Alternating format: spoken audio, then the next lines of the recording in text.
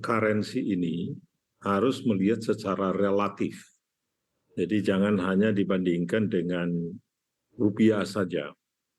Nah, komunikasi menjadi penting di sini. Bagaimana kita mengkomunikasikan kepada publik, mengkomunikasikan kepada para pelaku pasar ini. Ada yang kita sebutkan dengan currency war.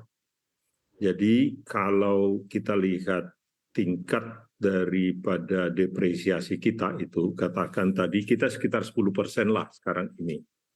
Kemudian negara pesaing kita seperti Malaysia itu di 14%-an sekarang.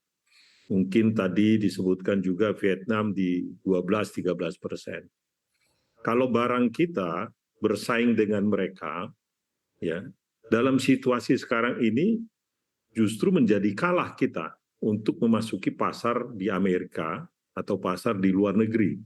Karena tingkat depresiasi kita lebih rendah dari mereka. Jadi barang mereka ini akan menjadi lebih murah di negara-negara seperti Amerika. Nah, kalau dalam hal itu, penjelasan mengenai hal ini menjadi penting. Jadi kekhawatiran itu menjadi problem adalah manakala hanya rupiah yang melemah terhadap seluruh mata uang dunia. Secara relatif yang saya katakan tadi, mata uang rupiah ini relatif menguat dibandingkan dengan Australia, dibandingkan dengan yen, dibandingkan dengan Vietnam tadi, ya dibandingkan dengan Malaysia, dibandingkan dengan Korea. Itu dulu yang menjadi penting ya. Jadi cara pandang itu sangat penting sekali. Ini buat teman-teman semua yang di pasar modal, semuanya perlu melihat seperti itu. Jadi kekhawatiran kita menurut saya, jangan terlampau khawatir kalau kita bisa mengkomunikasikan ini dengan baik. Apa yang perlu dilakukan Bank Indonesia adalah menjaga supaya tidak terjadi volatilitas. Dan itulah yang dilakukan oleh Bank Indonesia. Ya.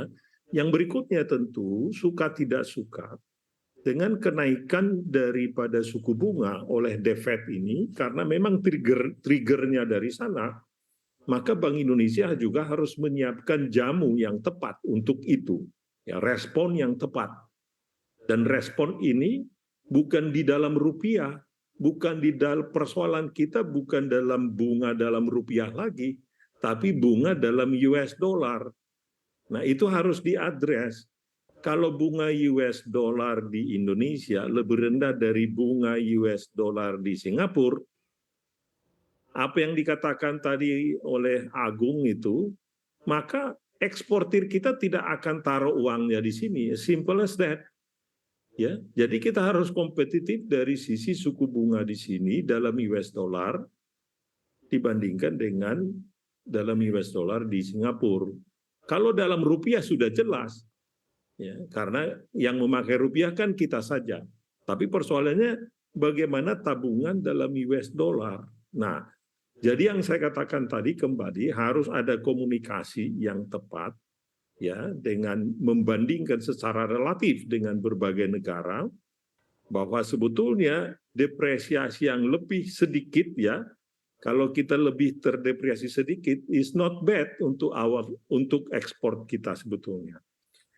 Tuh. Yang kedua adalah dijelaskan mengenai bagaimana respon daripada baik itu moneter maupun pemerintah, supaya eksportir kita ini bisa taruh uangnya di dalam negeri. Karena percuma saja tercatatnya kita ekspornya positif, itu hanya tercatat kalau uangnya tidak ditaruh di sini, dia ditaruh di luar negeri. Begitu ya. Dan di mana kalau kita memperhatikan kebijakan The Fed yang mana juga masih hawkish begitu ya untuk menaikkan suku bunga acuannya, dan juga karena memang target untuk inflasinya cukup rendah di angka 2%, maka dari itu juga nada hawkish terus terjadi. Menurut Anda untuk level rupiah sendiri yang mana juga terdepresiasi terhadap dolar, ini akan serendah apa? Apakah memang memungkinkan untuk mencapai level 16.000 per $1 Amerika Serikat?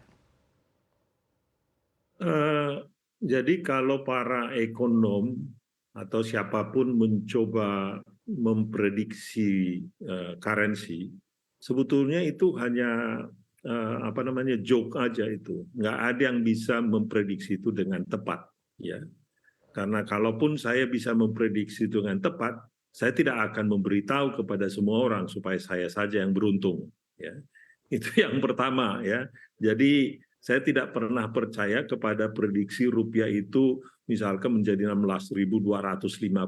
Dari mana dia tahu itu? Karena pergerakan daripada rupiah itu sendiri tidak semata-mata persoalan fundamental, apalagi dalam satu waktu tertentu. Itu persoalan di persepsi, persoalan di ekspektasi menjadi penting. Tetapi kalau boleh saya kasih gambaran arahnya saja. Memang kecenderungan daripada US dollar menguat itu masih akan ada.